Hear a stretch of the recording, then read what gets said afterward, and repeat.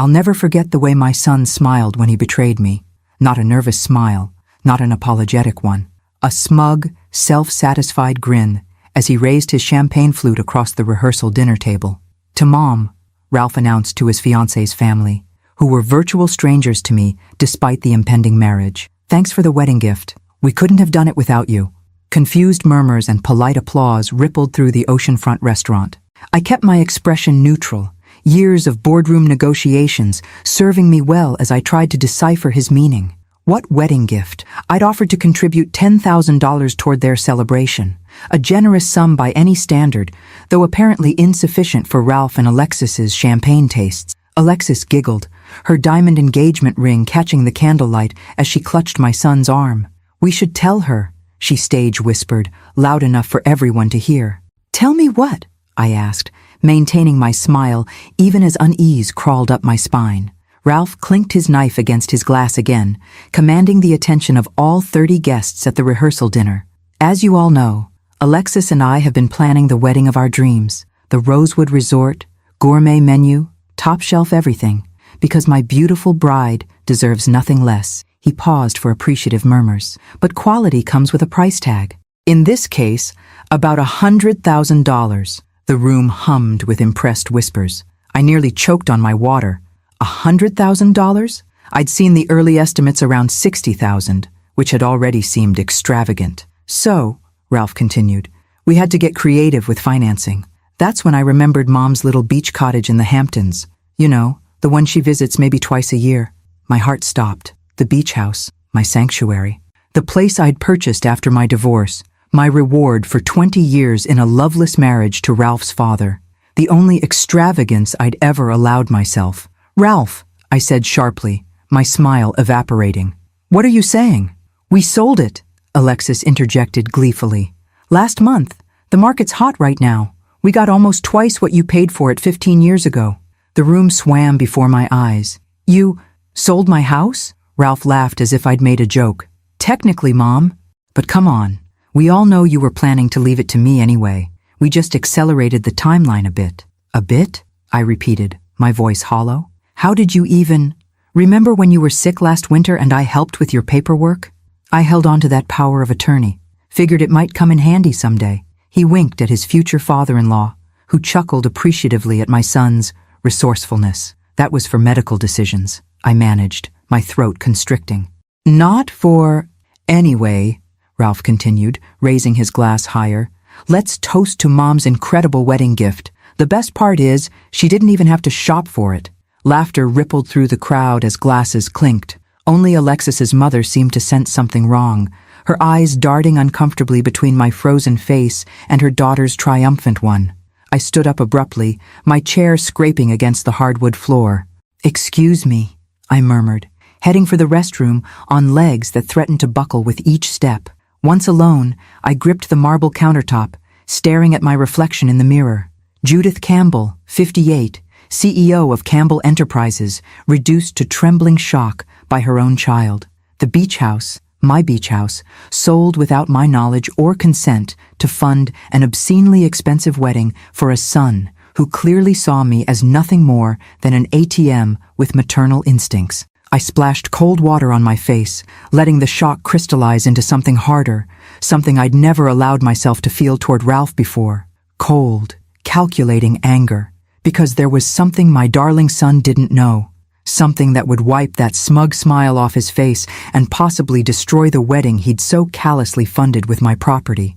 The beach house wasn't actually in my name. For tax purposes, I'd transferred ownership to Campbell Enterprises years ago. A detail buried in paperwork Ralph wouldn't have had access to, even with that expired power of attorney he'd held on to.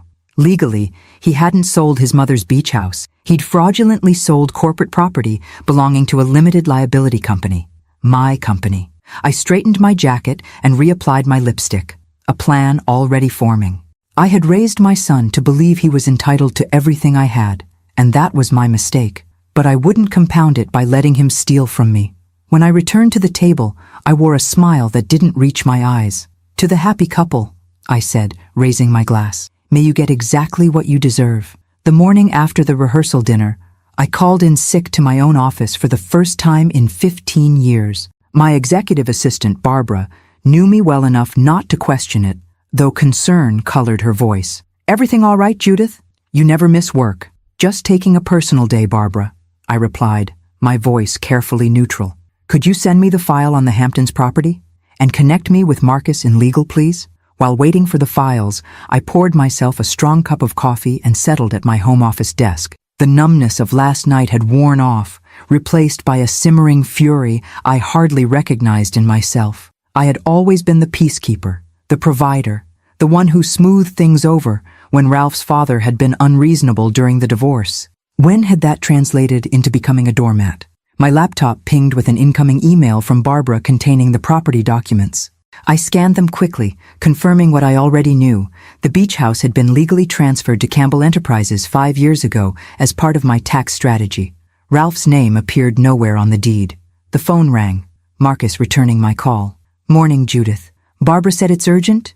"Marcus, I need your complete discretion on this," I began, then laid out the situation in clinical terms, as if discussing a case of corporate fraud rather than my son's betrayal. Marcus's low whistle echoed through the speakerphone. "That's actually several crimes. Fraud, forgery, possibly elder abuse given the circumstances." "I'm hardly elderly," I said dryly. "Legally speaking, taking advantage of a parent over 55 qualifies. But the main issue here is the fraudulent sale of corporate property. Have you confirmed the sale actually went through?" "Not yet. That's my next call." "Don't make it," Marcus advised. "Let me handle this from the legal side. If your son used a falsified power of attorney to sell property belonging to Campbell Enterprises, we need to move quickly to void the transaction and notify the buyer." "And my son?" I asked, my voice catching despite my resolve. Marcus paused. "Judith, I have to be clear. What you're describing is criminal activity. If we move to protect the company's assets, which we should, Ralph could face serious charges." I closed my eyes, imagining Ralph in handcuffs. Despite everything, my maternal instinct reared up, urging me to protect him, to find another way. Then I remembered his smug smile, the casual way he'd announced stealing my sanctuary, the gleeful participation of his fiancée. "Do what's necessary to protect the company," I said finally. "I'll handle the personal side." After hanging up, I sat motionless, staring at the wedding invitation propped on my desk. Ivory cardstock with gold embossing, announcing the union of Ralph Campbell and Alexis Thornton. 3 days from now, $100,000 of stolen money. My phone buzzed with a text from Ralph. "Found you the perfect mother of the groom dress at Nordstrom. Sending it over with alterations lady this afternoon. Don't worry about the cost. Don't worry about the cost." As if I hadn't been subsidizing his entire life. College tuition at Yale, the down payment on his Manhattan apartment, the lease on his BMW, the credit card bills that somehow always ended up being my responsibility when he came up short at the end of the month. I'd done it all willingly, telling myself it was what mothers did, what mothers who could afford it should do. What a fool I'd been. My phone rang again, an unfamiliar number with a Hamptons area code. "Mrs. Campbell, this is Richard Oakes from Eastern Shore Realty. I'm calling about the closing on your beach property. There seems to be a discrepancy with some of the paperwork, and we need to—" "Mr. Oakes," I interrupted, "I'm aware of the situation. You should know that the sale was fraudulent. My son had no legal authority to sell that property, as it belongs to my company, not to me personally. You'll be hearing from our corporate counsel shortly." Silence stretched across the line. I see. This is highly irregular, Mrs. Campbell. The buyers have already wired the funds and are expecting to take possession next week. That's unfortunate for them, but the sale is invalid. The property was never mine to sell, or my son's. With all due respect, Mrs. Campbell, your son provided a power of attorney and a falsified document for a property that wasn't in my personal portfolio. I cut in sharply. Would you like to be named as a co-defendant in the fraud case, Mr. Oakes? Because I'm happy to add you if you facilitated this transaction without proper due diligence. More silence then. I'll await contact from your attorneys. After hanging up, I pulled out a legal pad and began making a list. Bank accounts to freeze, credit cards to cancel, trust disbursements to halt. If Ralph wanted financial independence, I would grant it to him, completely and irrevocably. My phone buzzed again with another text from my son. BTW, can you make the final payment to the Rosewood tomorrow? $50K due before the rehearsal. I stared at the message, marveling at his audacity.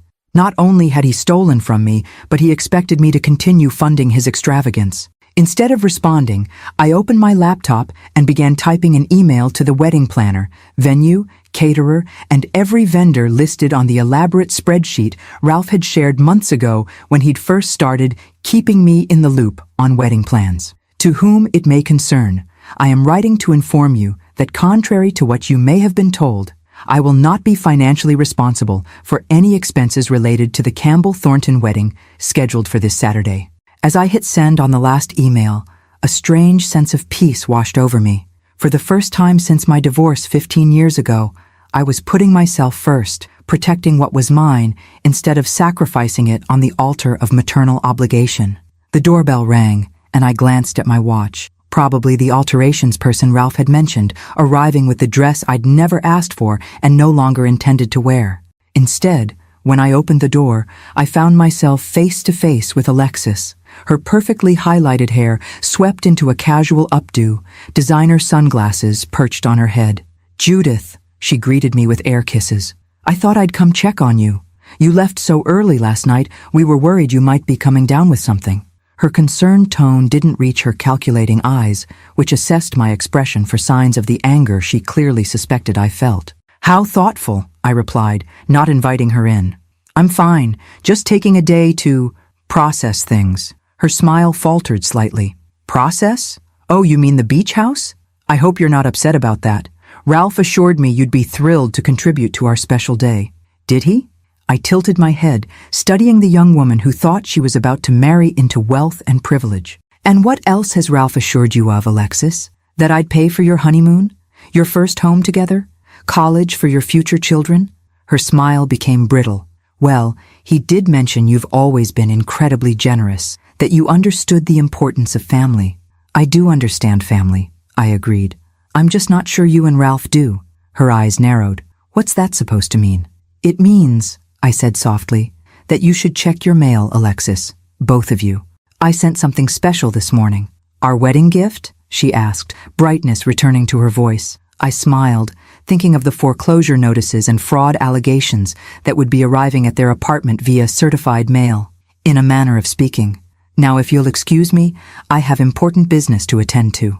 As I closed the door on her confused face, I felt something I hadn't experienced in years. The satisfaction of standing up for myself, regardless of the consequences. The wedding was 3 days away, and I had just lit the fuse on a bomb that would blow it all sky high. Let them try to explain to 300 guests why the venue had canceled and the caterers weren't showing up. Let Ralph face the music when the beach house he'd sold turned out to be unsellable. My phone rang, Marcus from legal again. "Judith," he said without preamble, "we've filed emergency injunctions on the property sale and notified the buyers of the fraudulent nature of the transaction. But there's something else you should know." "What is it?" "We pulled Ralph's credit report as part of building our case. He's got almost $200,000 in credit card debt spread across 8 cards. 3 of them are in your name as an authorized user. The revelation shouldn't have shocked me, but it did." "Close those accounts," I said immediately, "and send me the full report. I want to know exactly what I'm dealing with." "There's more," Marcus continued. "He took out a personal loan last year for $50,000 using your beach house as collateral, or what he claimed was your beach house. The paperwork is a mess, Judith. He's been playing fast and loose with your identity and assets for years." The floor seemed to tilt beneath me. Years? This wasn't a one-time desperate measure for a lavish wedding. This was a pattern of deception from the child I'd sacrificed everything for. "Do what you need to do, Marcus," I said, my voice hardened. "No more kid gloves." After hanging up, I sank into my chair, a new reality settling around me. This wasn't just about reclaiming my beach house anymore. This was about reclaiming my life from a son who had exploited my love at every turn. My doorbell rang again, probably the alterations lady this time. But I had no intention of wearing a mother-of-the-groom dress to a wedding that, if I had anything to do with it, wouldn't be happening at all. Ralph burst into my penthouse without knocking at 7 that evening, his face flushed with anger and panic. Behind him, Alexis hovered in the doorway, her earlier confidence replaced by poorly concealed anxiety. "What the hell, Mom?" Ralph shouted, waving a stack of papers. "I just got calls from the venue, the caterer, the florist, everyone. They're all saying you've withdrawn funding and the wedding is off." I remained seated at my desk, outwardly calm despite my hammering heart. "Good evening to you too, Ralph. I see you've received my messages. Is this some kind of joke?" He threw the papers onto my desk, the foreclosure notices and legal documents Marcus had sent. "Fraud allegations? Injunctions? What are you trying to pull?" "I'm not pulling anything," I replied evenly. "I'm simply protecting what's mine. The beach house you sold? It wasn't yours to sell. It wasn't even mine, technically. It belongs to Campbell Enterprises." "That's ridiculous," Ralph scoffed. "It's your house. You've been using it personally for years. As a corporate perk, yes, but legally, it's owned by my company. Something you would have discovered if you'd bothered to check the property records before committing fraud." Alexis finally stepped fully into the apartment, her voice shrill. "You're just trying to ruin our wedding because you're jealous. You can't stand to see Ralph happy." I looked at this woman, this stranger who was supposed to become my daughter-in-law, and felt nothing but pity. "Alexis, I've spent 32 years trying to make Ralph happy. I've paid for his education, his apartment, his car, his lifestyle, even his credit card bills when he forgot to make payments. If I wanted to make him unhappy, all I would have needed to do was stop writing checks years ago." "This isn't about money," Ralph insisted, though the panicked look in his eyes suggested otherwise. "This is about you controlling everything, like always." "Controlling?" I repeated, genuine surprise in my voice. "Is that how you see my support? As control? What else would you call it?" He shot back. "The constant check-ins, the questions about my career, the suggestions about my spending. It's suffocating. I studied my son, this handsome, entitled man who had once been my sweet little boy, and wondered where I had gone so terribly wrong." "Ralph," I said quietly, "I never asked for anything in return for my financial support, except that you live a good life. Be kind, work hard, find happiness. I didn't even insist you pursue a specific career or partner. So please, explain to me how my generosity became control in your mind." He faltered momentarily, then rallied. "That's not the point. The point is you're trying to destroy my wedding over a misunderstanding about the beach house." "A misunderstanding?" I laughed, the sound brittle even to my own ears. "You forged my signature. You falsified legal documents. You sold property that wasn't yours. That's not a misunderstanding, Ralph. That's criminal fraud." "You wouldn't press charges against your own son," he said, but uncertainty had crept into his voice. "I already have," I replied softly. "The paperwork was filed this afternoon." The color drained from his face. "You're bluffing." Rather than argue, I turned my laptop screen toward him, showing the case filing in the county clerk's system. Ralph Campbell versus Campbell Enterprises and Judith Campbell. Fraud, forgery, conversion of property. "Jesus, Mom," he whispered, sinking into the chair across from my desk. "What are you doing?" "I'm doing what I should have done years ago," I said, keeping my voice steady despite the ache in my chest. "I'm holding you accountable." Alexis moved to Ralph's side, her hand on his shoulder. Her expression had shifted from outrage to calculation. "There must be some way to resolve this," she said, her tone suddenly conciliatory. "We're family, after all." "Family doesn't steal from family," I pointed out. "Family doesn't forge signatures or falsify legal documents."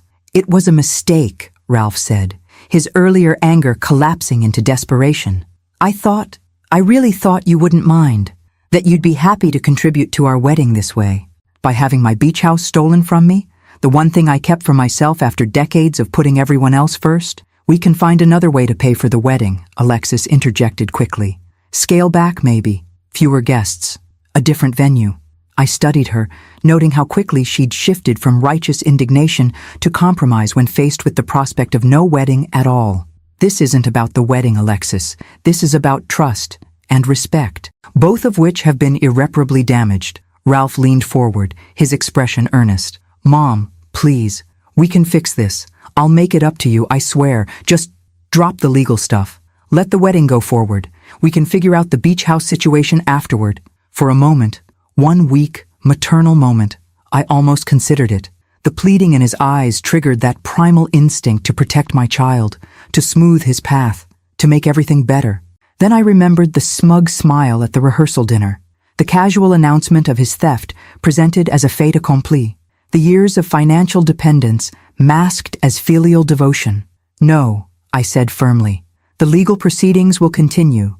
The wedding funding has been withdrawn. The beach house sale is being reversed. And as of this morning, all financial support from me has ended, including your access to my credit cards, the monthly deposits to your checking account, and the trust fund disbursements I've been authorizing, despite the fact that the trust requirements stipulated employment as a condition. You can't do that, Alexis burst out, her mask of reasonableness slipping. The wedding is in 3 days. Everything's paid for. Actually, it's not, I corrected her. The final payments were due tomorrow. Payments I've informed all vendors will not be forthcoming. And the deposits you made with the funds from the fraudulent house sale? Those will likely need to be returned when the sale is invalidated. Ralph stared at me, genuine fear replacing his earlier confidence. Mom, you don't understand. We have people flying in from all over the country. Alexis's family has invited their entire social circle. We can't just cancel. You should have considered that before selling property that wasn't yours, I replied, surprising myself with my steadfastness. Actions have consequences, Ralph. It's apparently a lesson I failed to teach you, but you're learning it now. He stood abruptly, his chair scraping against the hardwood floor.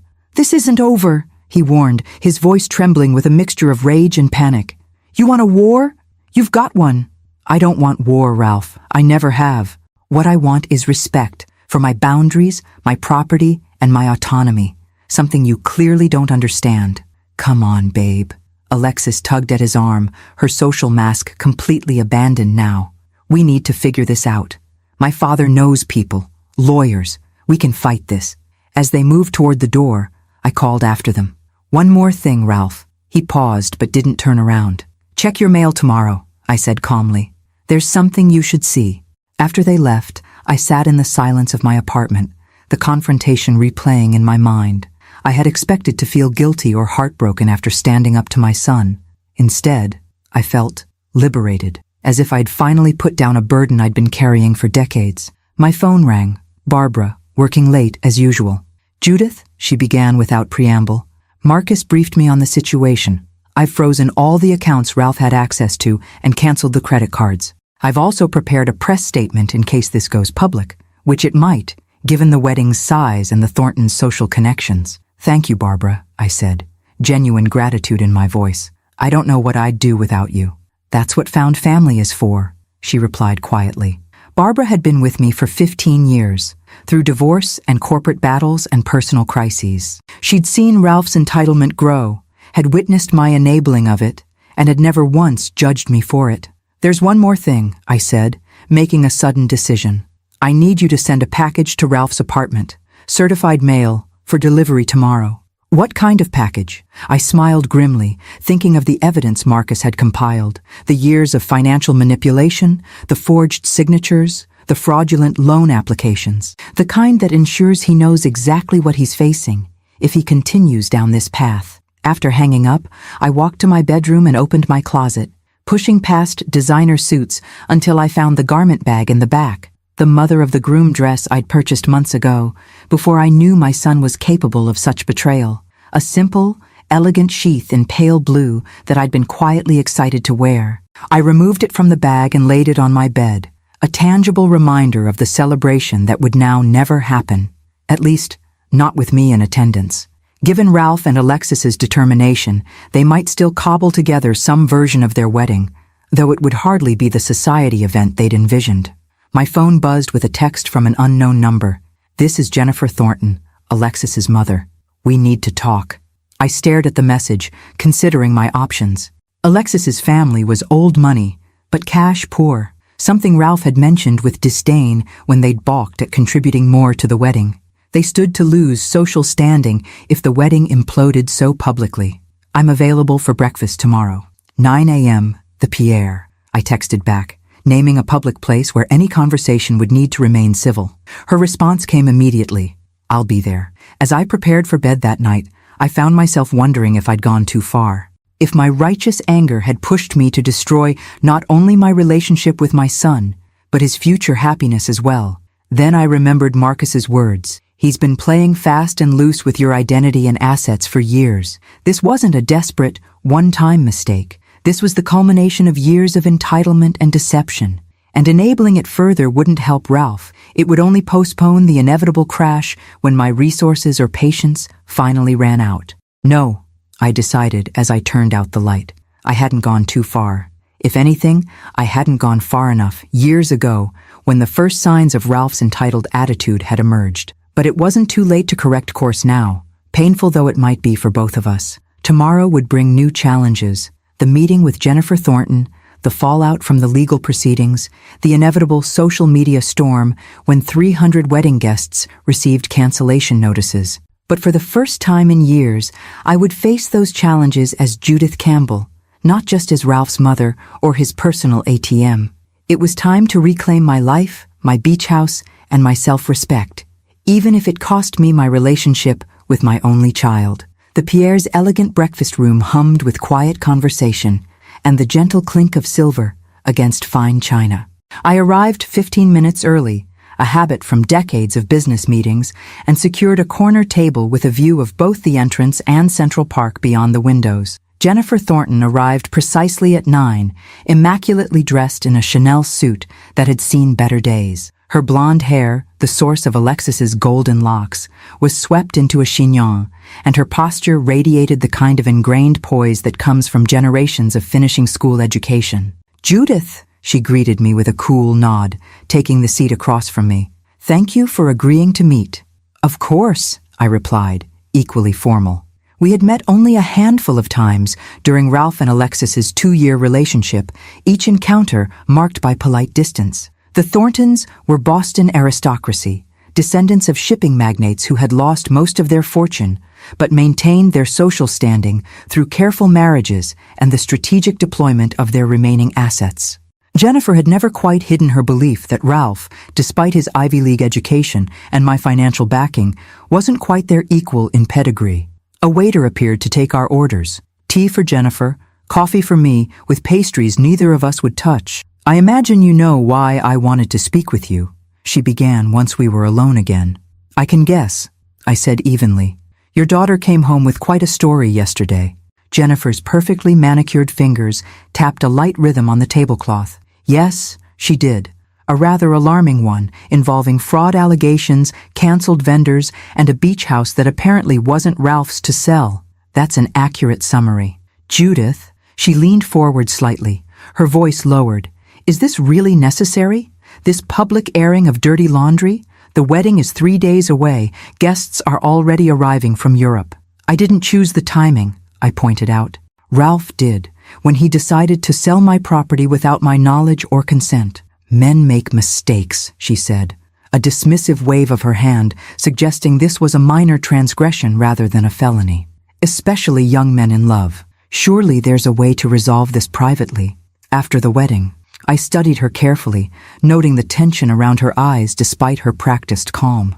"Jennifer, let me be direct. Your daughter and my son conspired to defraud me of a significant asset to fund a wedding neither of them could afford. This isn't a misunderstanding or a youthful indiscretion. It's a crime." "A crime," she repeated, as if testing the word. "That's rather dramatic, don't you think?" "Not according to the district attorney's office, which has opened an investigation based on the evidence my company's legal team provided." The color drained from Jennifer's face. "You've involved the authorities? Over a family matter?" "Fraud isn't a family matter," I replied, keeping my voice level despite my growing irritation. "And frankly, I'm surprised you're defending their actions. Would you be so understanding if Alexis's trust fund had been raided without her knowledge?" Something flashed in Jennifer's eyes, a quick, calculating reassessment. "What exactly do you want, Judith? To punish Ralph? To humiliate Alexis? To assert your control?" "I want what was stolen from me returned," I said simply. "I want acknowledgement of the wrong that was done, and I want to establish clear boundaries with my son going forward." Jennifer sipped her tea, buying time. When she set the cup down, her expression had shifted subtly. "May I speak frankly, please? Alexis told me something interesting last night after their visit to your apartment. She said Ralph assured her you'd come around, that you always gave in eventually when he pushed hard enough." Jennifer's gaze was suddenly penetrating. "Is that true?" The question caught me off guard. I suppose I have enabled him in certain ways. More than certain ways, I suspect," she continued. Ralph has been living well beyond his means since college, from what I understand. Designer clothes, luxury vacations, that ridiculously expensive apartment in Tribeca. All on a salary that couldn't possibly cover half those expenses. I helped him, I acknowledged, discomfort creeping through me at having my parenting choices dissected by this woman I barely knew. He's my only child. I wanted him to have opportunities. Opportunities, Jennifer repeated. Or entitlement. I bristled. I don't think you're in a position to judge my relationship with my son. Perhaps not, she conceded. But I am in a position to judge the man my daughter intends to marry. And what I'm seeing concerns me greatly. This conversation was not going as I had expected. I had anticipated pleas for clemency, perhaps threats of social ostracism, not this probing assessment of Ralph's character. What are you saying, Jennifer? She placed her napkin on the table and leaned back in her chair.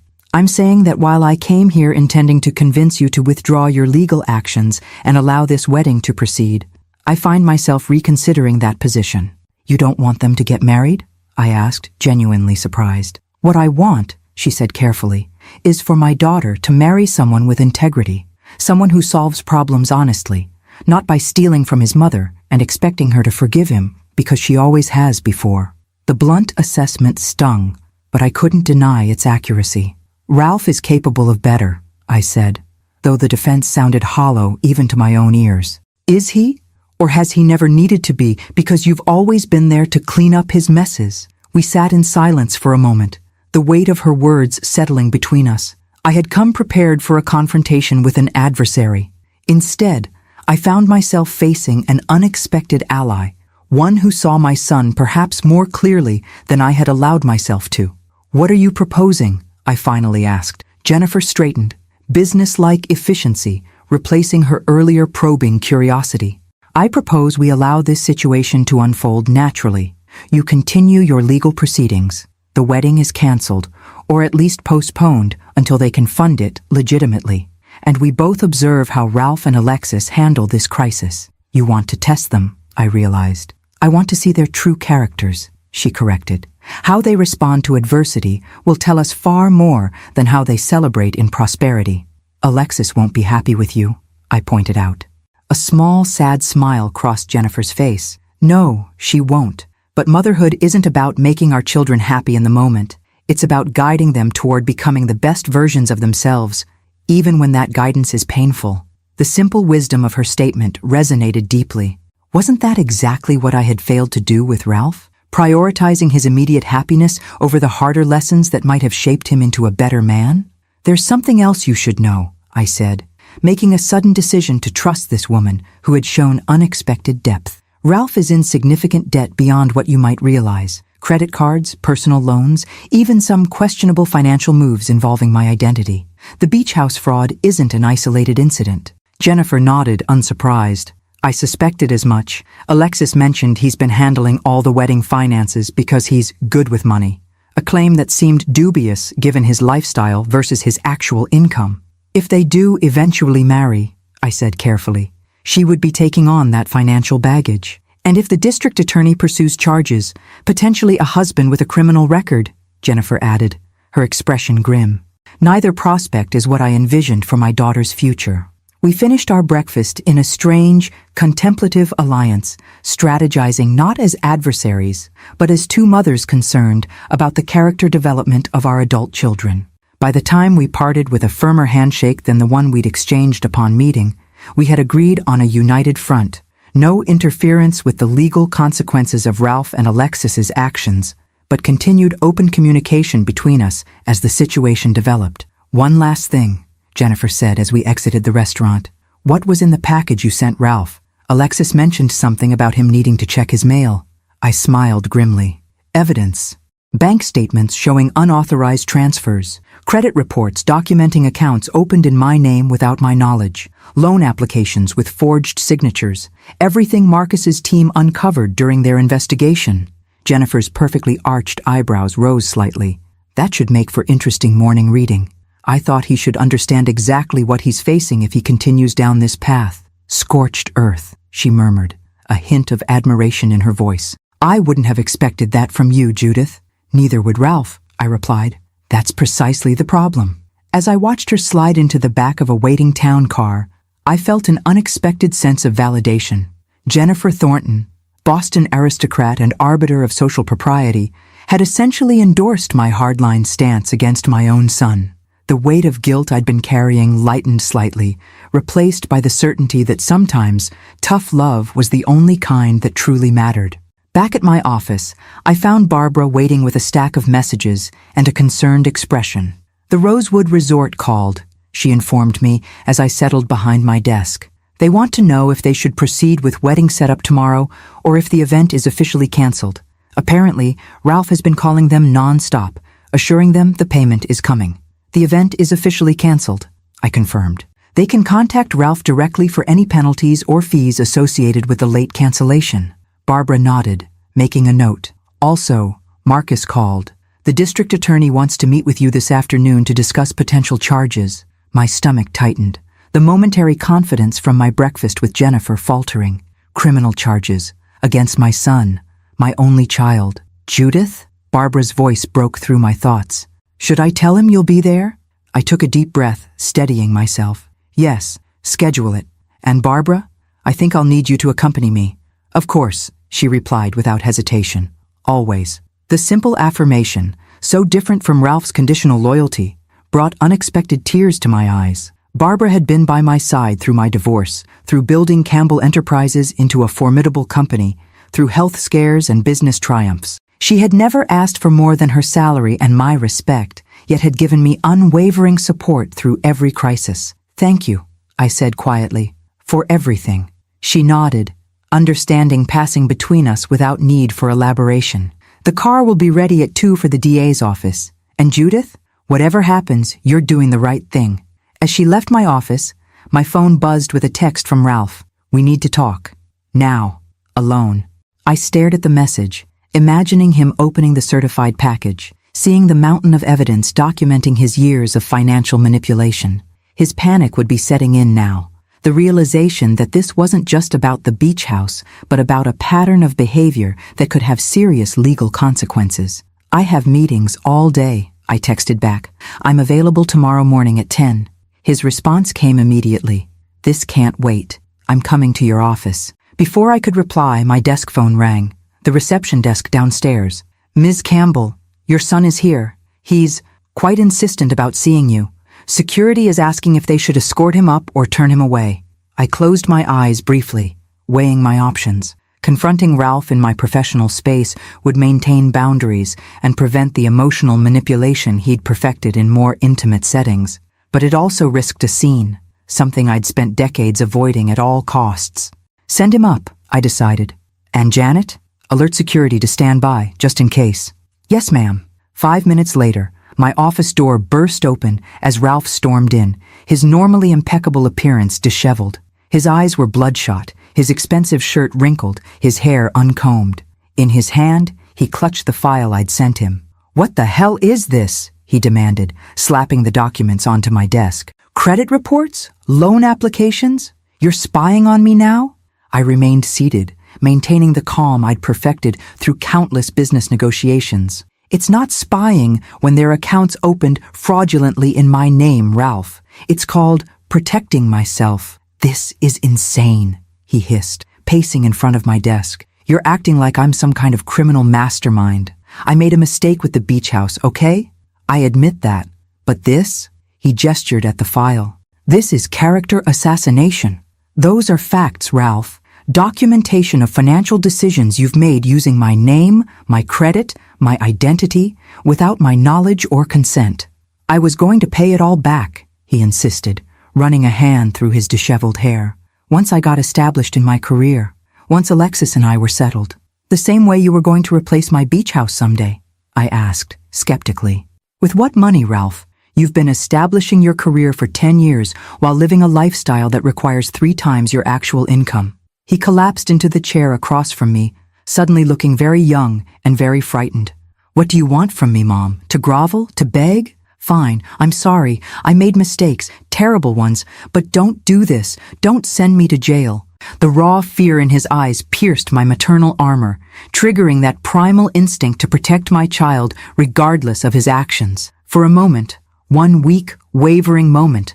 I considered calling Marcus, dropping the charges, finding another way.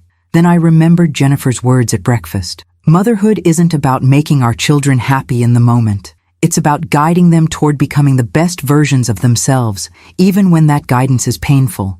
I'm meeting with the district attorney this afternoon, I said quietly.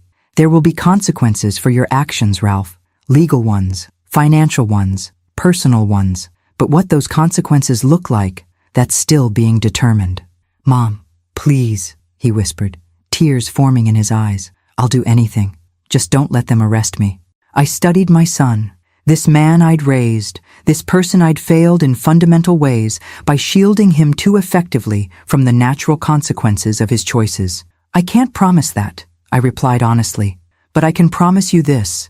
Whatever happens, it will be with the goal of helping you become the man I know you can be, the man you should have been all along. Ralph stared at me as if I were a stranger. In many ways, I suppose I was. The mother he knew, the one who had bailed him out of every financial crisis, who had overlooked his increasingly entitled behavior, who had prioritized his comfort over her own boundaries, that woman was gone. In her place sat someone he clearly didn't recognize, a woman unwilling to sacrifice her self-respect on the altar of maternal obligation. You can't be serious, he finally said, his voice hollow. You'd let them prosecute your own son? Put me in jail? I'm not letting anything happen, Ralph, I replied, maintaining my composure despite the ache in my chest. These are the natural consequences of your actions. Actions you took willingly, repeatedly, over years. Everyone makes mistakes, he insisted, desperation edging into his tone. Mistakes are accidental, I corrected him. Nothing in that file was an accident. Every forged signature, every fraudulent application, every unauthorized transfer, those were deliberate choices. He slumped in the chair, the fight draining out of him. So that's it? You're just done with me? The question pierced deeper than he could know. Was I done with him? Could a mother ever truly be done with her child? I thought of Jennifer's measured approach, her willingness to let consequences unfold naturally as a test of character rather than a punishment. I'm not done with you, Ralph, I said softly. I'm done enabling behavior that hurts both of us. There's a difference. What am I supposed to tell Alexis? He asked, vulnerability replacing his earlier defensiveness. The wedding's in 3 days. Her family has people flying in from all over. We'll be humiliated. You should tell her the truth, I suggested. All of it. Not just the parts that paint you as a victim of your unreasonable mother. The unauthorized accounts. The forged documents. The mountain of debt you've accumulated. His eyes widened in alarm. I can't tell her that. She'd leave you? I finished when he hesitated. If the only thing holding your relationship together is her belief in your financial stability, then perhaps that's information she deserves to have before making a lifelong commitment. That's not fair, he protested weakly. Neither was selling my beach house without my permission, I countered. Neither was using my identity to secure loans. Neither was lying to your fiancé about your financial situation. We sat in tense silence for a moment, the weight of years of deception and enabling hanging between us. Through my office window, Manhattan stretched out in a panorama of ambition and consequence, a city that rewarded ingenuity but punished carelessness. I had navigated its ruthless landscape successfully for decades. Perhaps it was time Ralph learned to do the same, without using my resources as a safety net. The district attorney may be willing to consider a plea arrangement, I said finally, breaking the silence. One that includes restitution, community service, and financial oversight rather than jail time. Hope flickered in his eyes. You'd help me with that? I'll help you face the consequences of your actions with dignity, I clarified. I won't help you escape them. And the wedding? He asked tentatively. That's between you and Alexis. But it won't be happening at the Rosewood with my financial backing, and it certainly won't be funded by the fraudulent sale of my beach house. Ralph ran his hands over his face, reality finally seeming to sink in. Everything's falling apart, he murmured, more to himself than to me. The wedding, my credit, possibly my freedom, all because of one mistake. Not one mistake, I corrected gently. A pattern of choices that led you here. Choices you have the power to make differently going forward. He looked up, something new flickering across his features. A glimpse, perhaps, of the responsible adult he might have become without my excessive cushioning. What would that even look like? Starting over at 32 with nothing? You don't have nothing, Ralph, I said. You have an education, intelligence, charm when you choose to use it for something other than manipulation. And you have a mother who loves you enough to stop protecting you from reality. My intercom buzzed, Barbara reminding me of my approaching meeting with the district attorney. Ralph glanced at the phone, then back at me, the reality of his situation apparently hitting him anew. Will you call me after? He asked, his voice small. Let me know what they say? Yes, I promised. But Ralph, you need to prepare yourself, and you need to be honest with Alexis, today, because this isn't going away. He nodded slowly, gathering the scattered papers from my desk and returning them to the file folder. As he stood to leave, he hesitated, uncertainty written across his features. For what it's worth, he said quietly, I am sorry, not just for getting caught, for everything. The words sounded sincere, perhaps the first genuinely remorseful thing he'd said since this ordeal began. I wanted to believe him. Part of me desperately needed to. But years of enabling had taught me to be wary of Ralph's well-timed contrition. Show me, I replied simply. Don't tell me. Show me with your actions going forward. After he left, I sat motionless, the enormity of what lay ahead weighing heavily on my shoulders. In a few hours, I would sit across from a district attorney and discuss criminal charges against my only child. I would hand over evidence that could fundamentally alter the course of Ralph's life. I would, in many ways, be complicit in his public downfall. And yet, a small voice inside insisted this was the most maternal thing I had done for him in years, not shielding him from consequences, but ensuring he faced them while he was still young enough to rebuild, still capable of learning the lessons that might transform him into the man he could be. Barbara appeared in my doorway, coat in hand, ready to accompany me to the district attorney's office. Her expression held no judgment, only quiet support. Ready? She asked. I took a deep breath, straightening my shoulders and gathering my resolve. As ready as I'll ever be. The car ride downtown passed in contemplative silence. I watched the city blur past my window, thinking of all the battles I'd fought in boardrooms and courtrooms over the years. None had felt as consequential as this, a mother's stand not against her son, but for his character. My phone buzzed with a text from Jennifer Thornton. Alexis just called, hysterical. Says Ralph admitted to financial irregularities and the wedding might be postponed. Progress? I smiled faintly at her businesslike assessment, typing back, perhaps, meeting with DA now. We'll update you after. Whatever happened in the next few hours, I was no longer alone in this painful recalibration of parental boundaries. And that, unexpected as it was, felt like its own kind of progress. The district attorney's office was exactly as uninspiring as one might expect. Institutional beige walls, uncomfortable chairs, and the faint smell of old coffee. Marcus met us in the lobby, his normally impeccable suit looking slightly rumpled after what had clearly been a long day of legal maneuvering. They're waiting for us, he said without preamble. I should warn you, Judith. The evidence is compelling. DA Hernandez is taking this quite seriously, especially given the dollar amounts involved. I nodded, steeling myself. And what are our options? Best case? Ralph agrees to full restitution, accepts felony charges, but gets a suspended sentence with probation and financial monitoring. Worst case? They push for jail time given the pattern of fraud. The word jail sent a chill through me despite my earlier resolve. Images of Ralph in a prison jumpsuit, surrounded by hardened criminals, flashed unbidden through my mind. Was I really prepared to let that happen? Barbara must have sensed my wavering because she placed a steadying hand on my arm. One step at a time, she murmured.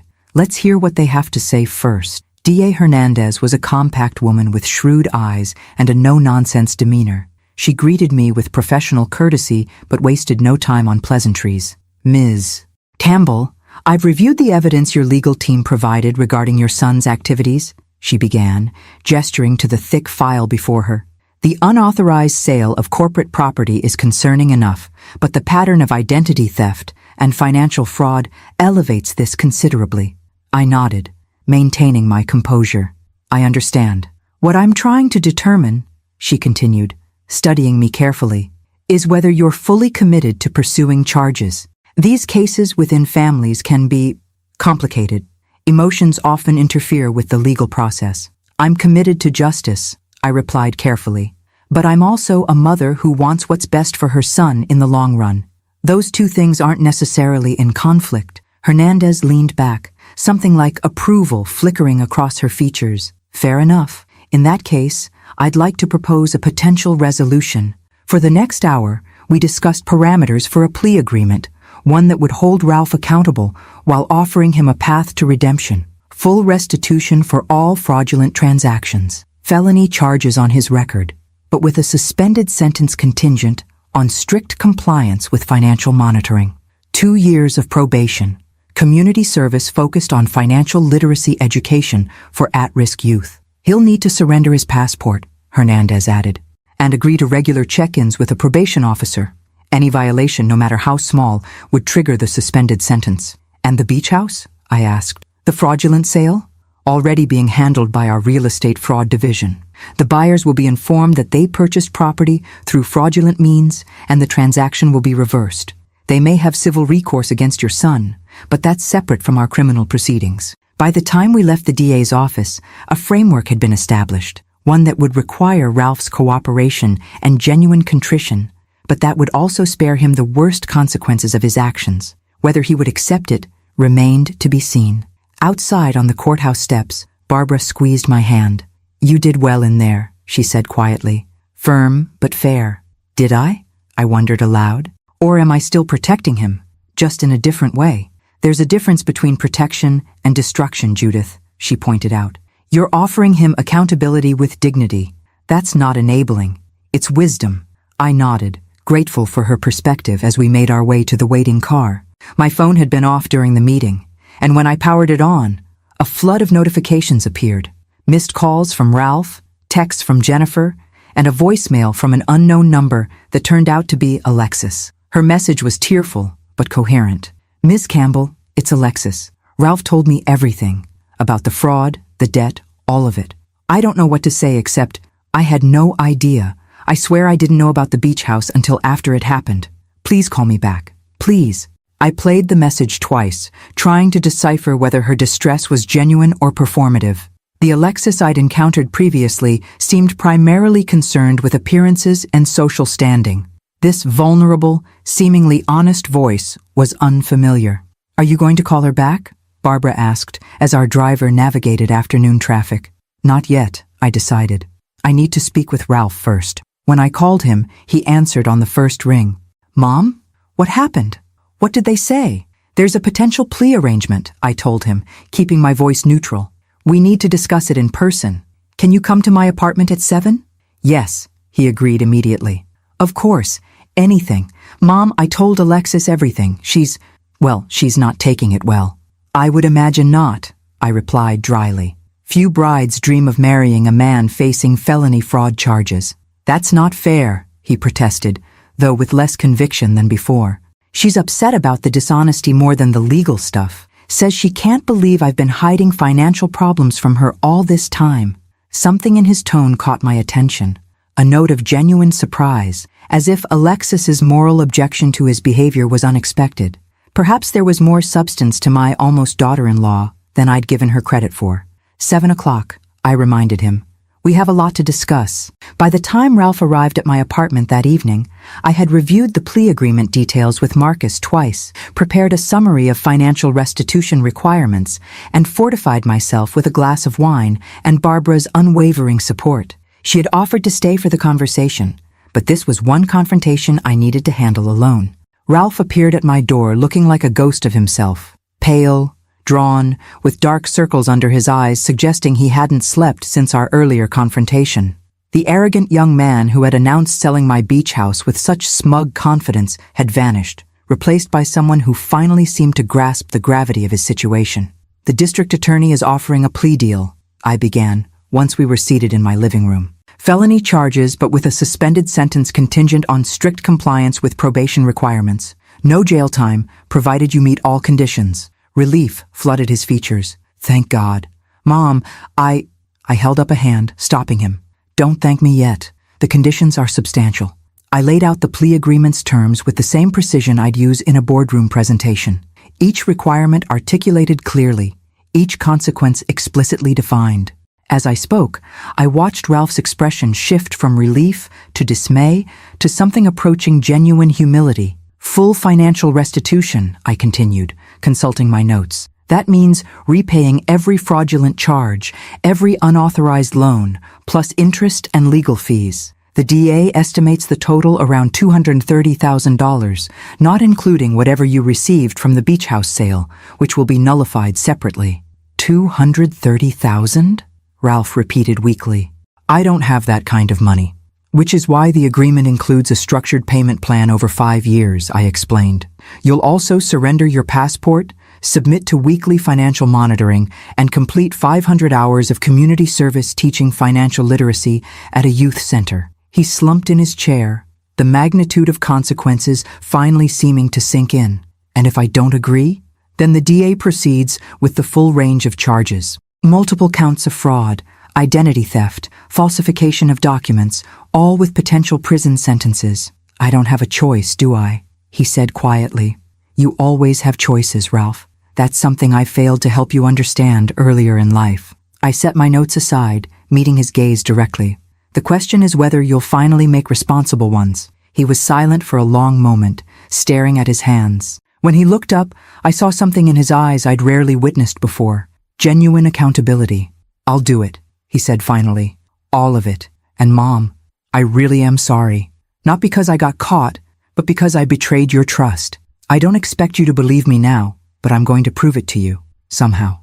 I nodded, not quite ready to accept his apology, but acknowledging the first step toward genuine remorse. There's something else we need to discuss, I said, shifting to the next difficult topic. The wedding. Ralph winced. It's off. Alexis called it off this afternoon after I told her everything. This surprised me, despite my conversation with Jennifer Thornton. Everything? The fraudulent accounts, the debt, the beach house. He ran a hand through his disheveled hair. She was furious about the lying more than anything else, said she couldn't marry someone she couldn't trust. And how do you feel about that? I asked carefully. Devastated, he admitted, but also relieved in a weird way. Like maybe I don't have to pretend anymore.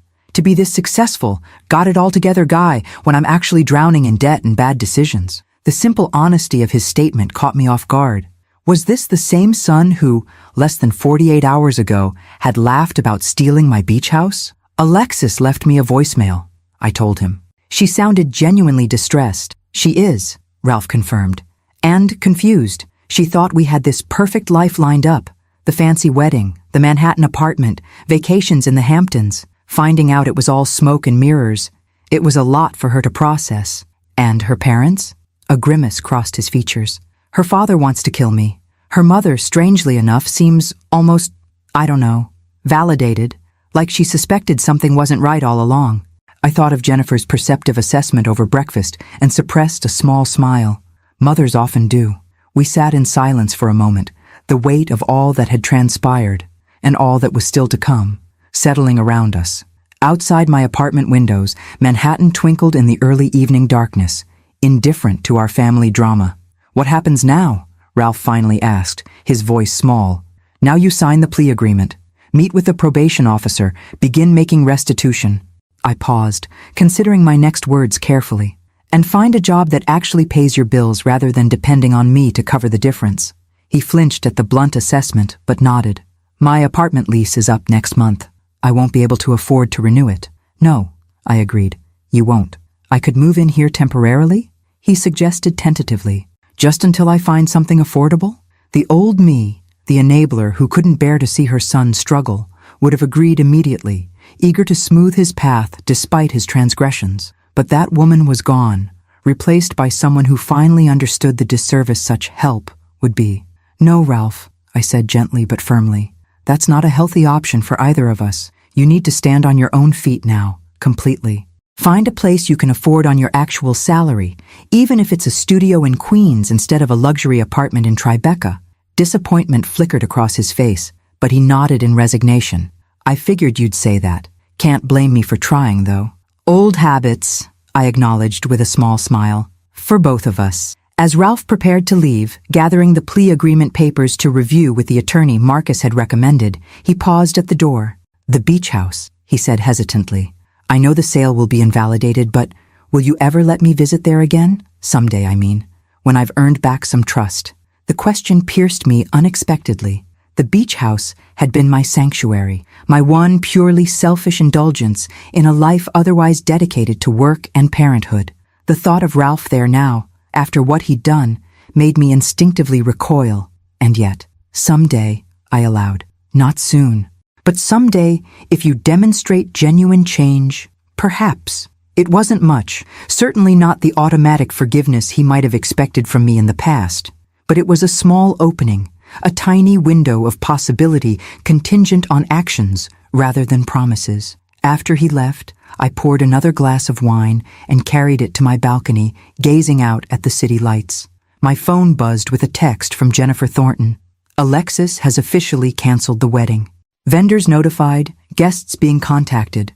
How did your meeting with Ralph go? I typed back. Progress. Slow, painful progress. Her response came swiftly. The best kind.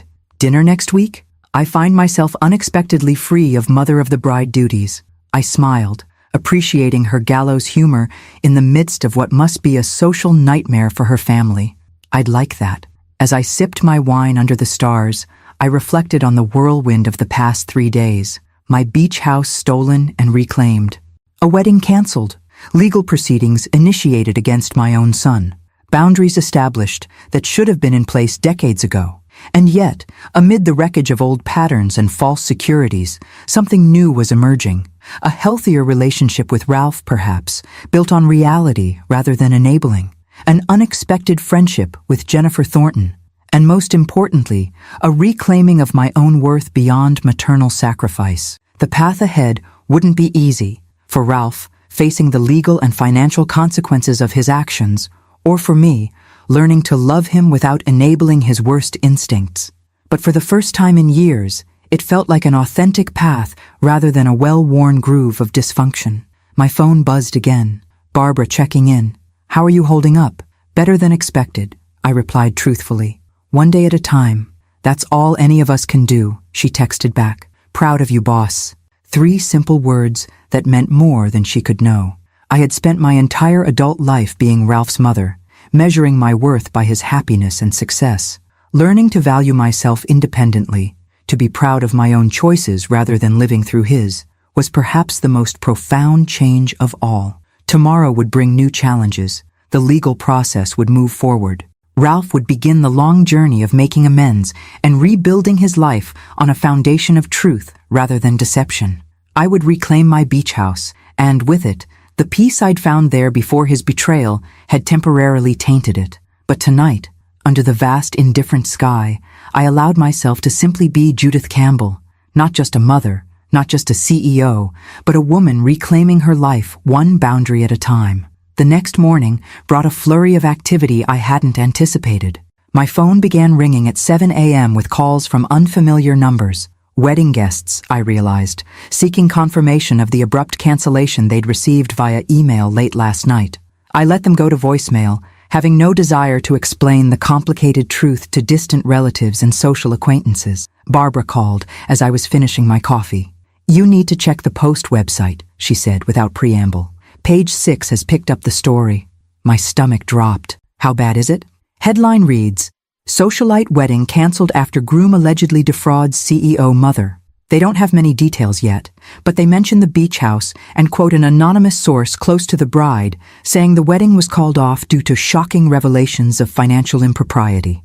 I closed my eyes, imagining the social fallout. While I had been prepared for legal consequences, I hadn't fully considered how quickly this would become fodder for New York's insatiable gossip machine.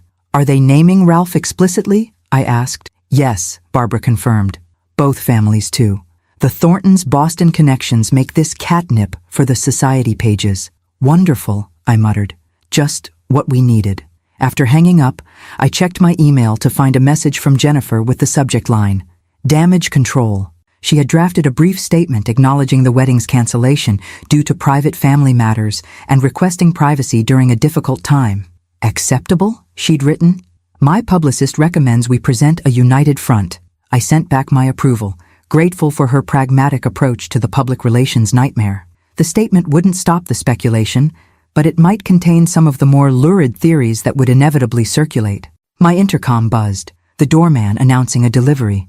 A few minutes later, I was signing for a large manila envelope from Marcus's office. Inside, I found the final plea agreement documents for Ralph's signature, along with a personal note from Marcus. D.A. Hernandez agreed to all terms. Ralph should sign ASAP before the media attention changes the political calculus. I texted Ralph immediately.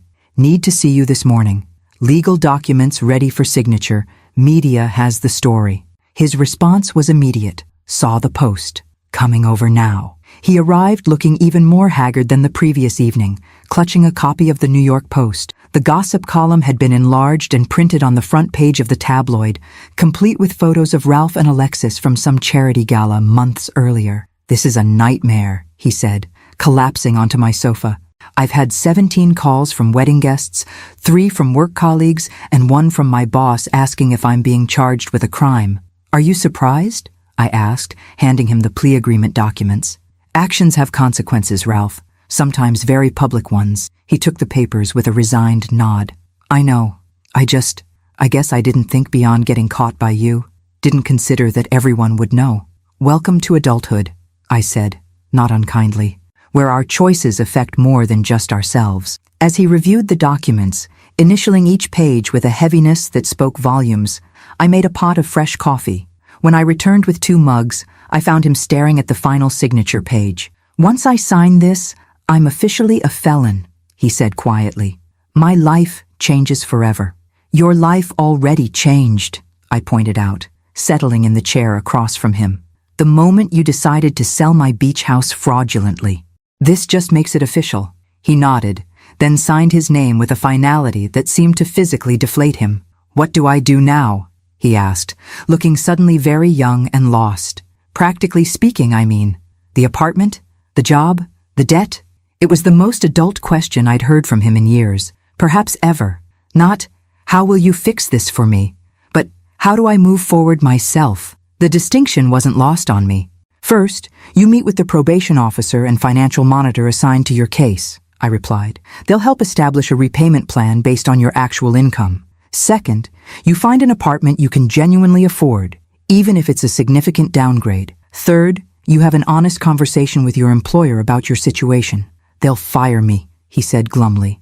Maybe, I acknowledged. Financial fraud isn't exactly a selling point for an investment firm, but hiding it would only compound the problem. He gathered the signed documents carefully, returning them to the envelope. Alexis texted me this morning. Said she's going to the Thorntons' place in Martha's Vineyard for a while to escape the media attention. A wise move, I agreed. Jennifer mentioned something similar yesterday. Ralph looked up sharply. You've been talking to Jennifer Thornton?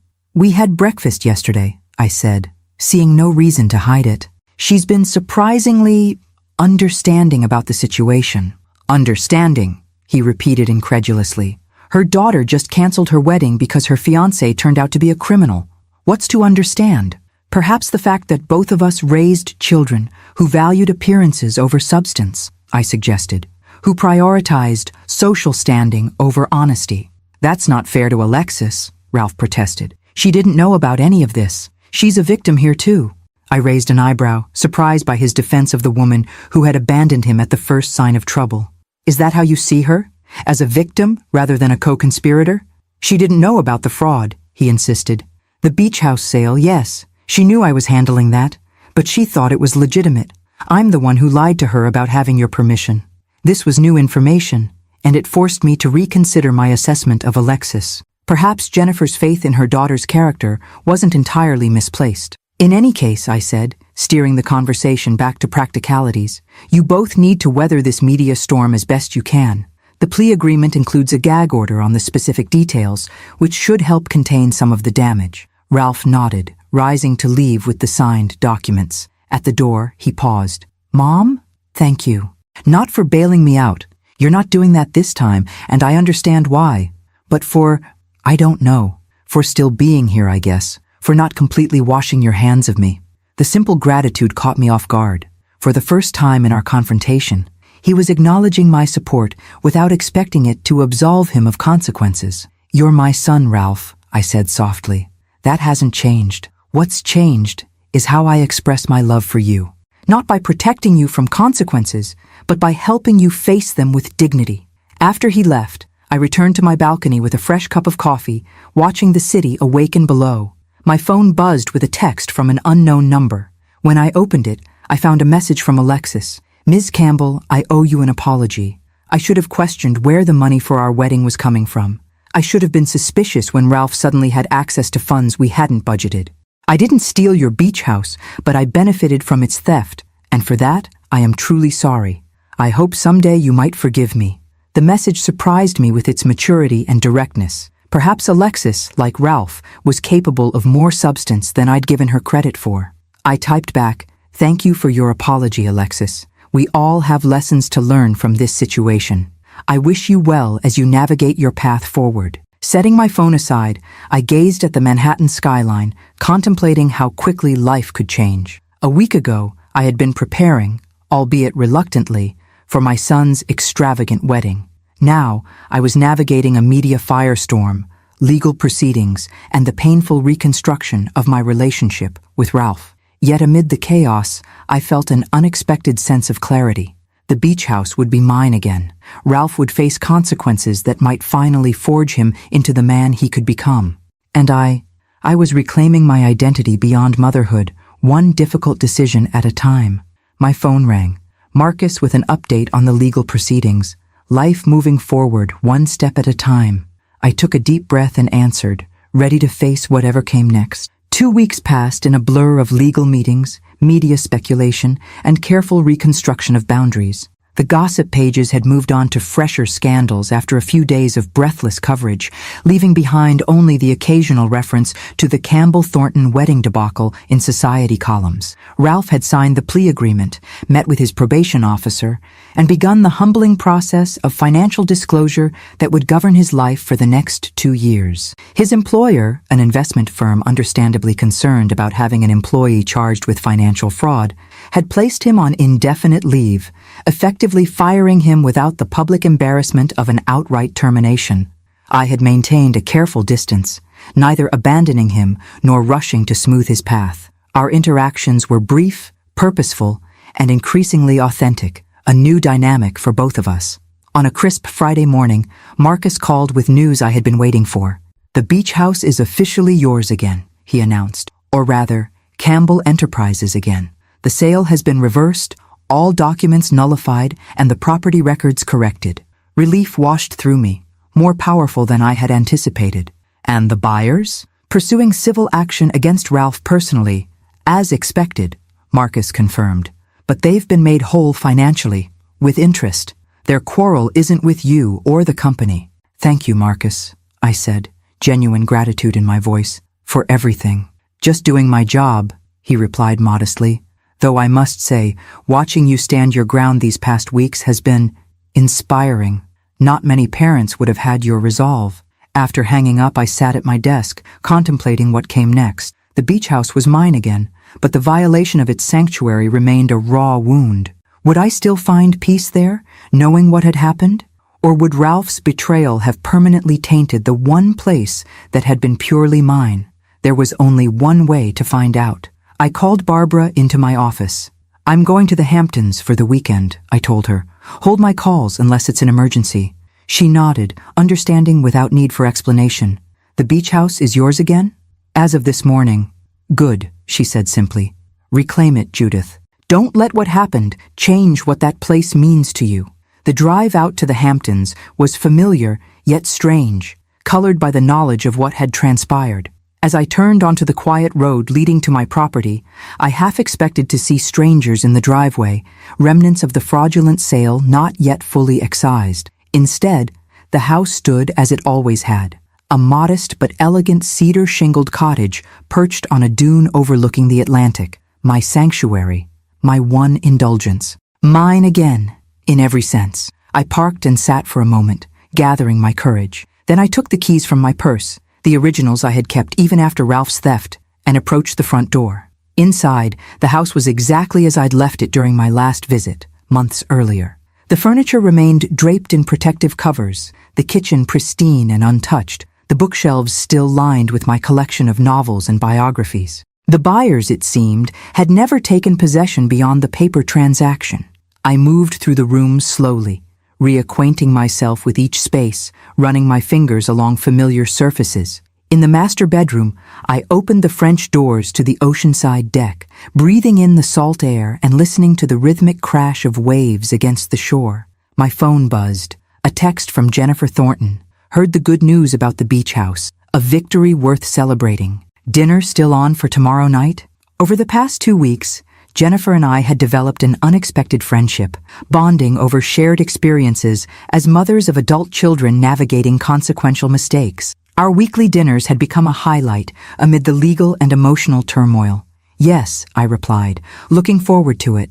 I'm at the beach house now. How does it feel? She asked. I considered the question, searching for the right words. Like reclaiming a piece of myself, I finally typed. Hold on to that feeling, came her response. It's hard-earned. As evening approached, I uncovered the furniture, opened windows to the ocean breeze, and prepared a simple dinner from provisions I'd brought. Sitting on the deck with a glass of wine, watching the sunset paint the water in shades of gold and crimson, I felt the tension of recent weeks begin to ease. This place had always been my refuge, the one space where I was neither CEO nor mother, but simply Judith. Ralph's betrayal had temporarily stolen that sanctuary, but being here now, I realized the beach house's power came not from its physical structure, but from what it represented. My right to prioritize my own needs, to create boundaries, to exist independently of others' expectations. My phone rang, Ralph's number appearing on the screen. For a moment, I considered letting it go to voicemail, preserving this first evening of reclaimed peace. But something in me, perhaps the new honesty I was cultivating in all my relationships, compelled me to answer. Hello, Ralph. Mom. His voice sounded different, less entitled, more measured. Marcus told me the beach house transaction was officially reversed today. I wanted to say I'm glad that it's yours again, where it belongs. The simple acknowledgement, offered without excuses or expectations, caught me by surprise. Thank you, I said after a moment. That means something, coming from you. Are you there now? He asked. Yes, I confirmed. Just for the weekend. Is it the same? Does it still feel like your place? The question revealed an awareness I wouldn't have credited him with weeks earlier, an understanding of how his actions might have damaged not just the legal ownership of the property, but its emotional significance to me. I'm working on that, I answered honestly. Some things can't be undone, Ralph, but they can be healed, with time and effort. I hope so, he said quietly, for the beach house and for us. After we hung up, I remained on the deck, watching stars emerge in the darkening sky. Ralph's journey toward genuine accountability had only just begun, and there would inevitably be setbacks along the way.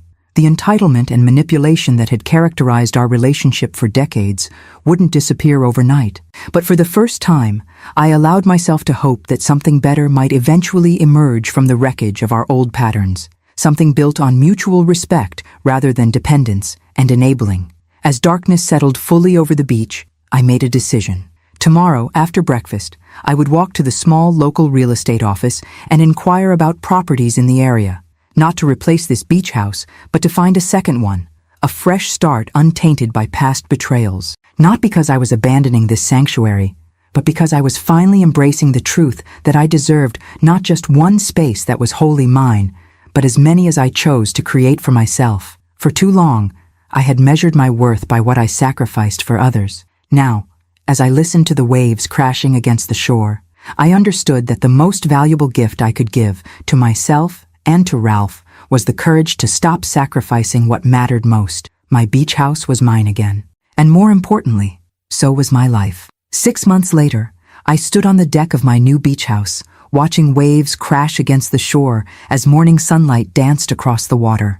Unlike my first property further down the coast, this one was perched on a rocky outcropping, offering dramatic views and a sense of solitary grandeur that suited my new perspective. It's breathtaking, Jennifer remarked, joining me with 2 steaming mugs of coffee.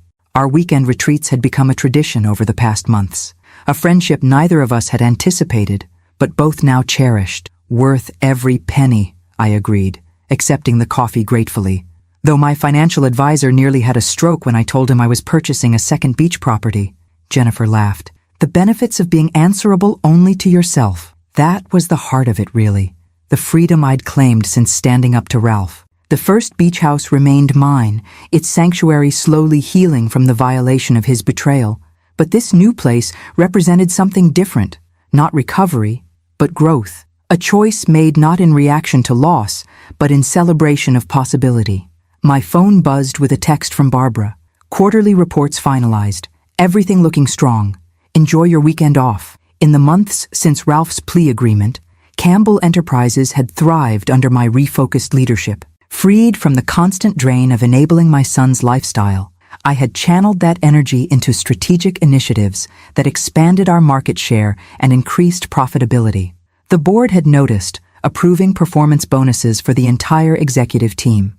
Any word from Alexis? I asked Jennifer, who was scrolling through her own messages. She's settling into the London office nicely, Jennifer replied. The transfer was exactly what she needed, a fresh start away from the gossip and speculation. After the wedding cancellation, Alexis had retreated briefly to Martha's Vineyard before requesting a transfer to her company's London branch. The move had proved transformative, giving her space to rebuild her identity beyond Ralph Campbell's jilted fiancé and the society pages that had feasted on the scandal. And Ralph? Jennifer asked carefully. How is he managing? I sipped my coffee, considering the question. Making progress. Slow, uneven progress, but progress nonetheless. The past 6 months had been a crucible for my son. After losing his investment firm job, he had struggled to find comparable employment with a fraud charge on his record. Eventually, he had secured a position at a small financial literacy nonprofit, ironically similar to the community service his plea agreement required, but now as a legitimate job. His Tribeca apartment was long gone, replaced by a modest one-bedroom in Astoria. His BMW had been sold to make restitution payments. His credit cards were limited to a single secured card with a $500 limit, carefully monitored by his probation officer. It was a humbling existence compared to his former lifestyle, but one he was gradually adapting to with more grace than I would have expected. He's asked to visit the original beach house, I told Jennifer, voicing the dilemma that had been weighing on me recently. Not to stay overnight, just for dinner. Says he wants to apologize properly in the place where it all began. Jennifer raised an eyebrow. And you're considering it? I am, I admitted. 6 months ago, I couldn't have imagined allowing him back there. But now you're secure enough in your boundaries that his presence won't threaten them, she finished for me. Something like that, I agreed. The question is whether it's too soon for him, not for me. Is he genuinely remorseful, or is this another manipulation? More subtle than before, but manipulation nonetheless. Jennifer considered this, her gaze on the horizon. Does your gut tell you he's changed? Parts of him have, I said carefully. He's living within his means for the first time in his adult life, taking responsibility for his mistakes, actually listening when others speak, instead of just waiting for his turn to talk. But 32 years of entitlement doesn't disappear in 6 months, I acknowledged. I still see flashes of the old Ralph, the expectation that rules should bend for him, the subtle attempts to bypass consequences. So test him, Jennifer suggested simply. Set clear conditions for this visit. See if he respects them. It was the practical advice I'd come to value from our friendship, neither sentimental nor cynical, but grounded in reality and careful observation. I think I will, I decided. Later that evening, after Jennifer had departed for her drive back to the city, I called Ralph. About your request to visit the beach house, I began without preamble. You've thought about it? He asked, hope evident in his voice. I have, and I'm willing, with conditions. Name them, he said immediately. First, it's a day visit only. You arrive at noon, you leave before sunset. Second, you come alone. No friends, no dates, no one else. Third, you respect my space. No wandering through rooms uninvited, no presuming familiarity you haven't earned back yet. I waited for pushback, the negotiation he would have automatically attempted 6 months ago. Instead, there was a pause, then, those are fair terms. I accept them. When? The simple acquiescence surprised me. Next Saturday, I decided. I'll text you the details. After we hung up, I walked along the shoreline of my new property, contemplating the shifting dynamics with my son.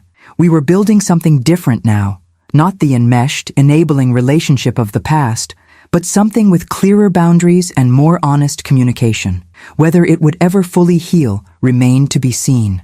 Trust, once broken, could be repaired, but always bore the marks of its fracturing. Yet for the first time, I allowed myself to hope that Ralph and I might eventually find a new equilibrium, not as financier and dependent, but as two adults navigating the complex territory of family bonds reconfigured by difficult truths. The following Saturday, I arrived at my original beach house early, preparing a simple lunch and ensuring the space felt both welcoming and clearly mine. At precisely noon, Ralph's car, a used Honda Civic that represented his new financial reality, pulled into the driveway. He emerged looking both familiar and changed. The designer clothes were gone, replaced by simple khakis and a button-down shirt. His hair was shorter, his posture less entitled, but somehow more grounded. He carried a small gift bag and a bouquet of wildflowers, not the extravagant arrangements he once would have ordered, but something he might actually have selected himself. "Mom," he greeted me on the porch, offering the flowers somewhat awkwardly. "Thank you for allowing this." "Come in," I said, accepting the bouquet. "Lunch is ready." As we ate on the deck overlooking the ocean, our conversation remained careful, but not stilted. Ralph updated me on his job, his apartment, his compliance with the probation requirements. I shared news of Campbell Enterprises, my friendship with Jennifer, and carefully edited details about my new beach property. After lunch, he handed me the gift bag. "It's not much," he said, a flush of embarrassment coloring his cheeks. "Nothing like what I used to give you, but it's honest." Inside, I found a small hand-carved wooden box. When I opened it, a familiar melody played, the same lullaby I had sung to him as a child. "I made it," he explained, the flush deepening, "in a woodworking class I'm taking at the community center. Part of my, trying to develop skills instead of just spending money." The simple gift touched me more deeply than any expensive trinket he had ever presented, not because of its monetary value, but because it represented actual effort, actual thought. "It's beautiful," I said simply. "Thank you." As the afternoon progressed, we walked along the beach, maintaining a physical and emotional distance that felt appropriate to our healing, but still damaged relationship. When the sun began its descent toward the horizon, Ralph glanced at his watch and then back at the house. "I should go," he said, honoring the boundaries I had set without requiring my enforcement. "Thank you for today, for giving me a chance to see this place again, and to apologize properly for what I did." I nodded, acknowledging both his apology and his respect for my terms. As he prepared to leave, he hesitated on the porch steps. "I heard through the grapevine that you bought another beach house, further up the coast." "I did," I confirmed, not asking how he had learned this information. "I'm glad," he said, surprising me again.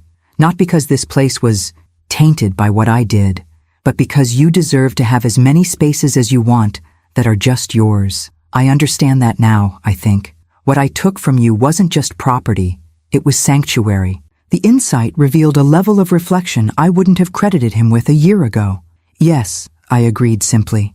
"It was." As his car disappeared down the driveway, I returned to the deck, watching the sun sink toward the horizon. The visit had gone better than I dared hope. Not perfect, not completely healed, but a step in the right direction. My phone buzzed with a text from Jennifer. "How did it go?" "Better than expected," I replied. He respected the boundaries. "Seems to be gaining genuine insight. One day at a time," came her wise response. I smiled, tucking the phone away and returning my attention to the sunset. One day at a time indeed, not just for Ralph's redemption journey, but for my own path of reclaiming myself beyond motherhood. The beach house was fully mine again. My company was thriving. I had developed friendships and interests independent of my identity as Ralph's mother. And most importantly, I had learned that love, real love, not enabling or codependence, sometimes meant standing firm while someone you cared about faced the natural consequences of their choices.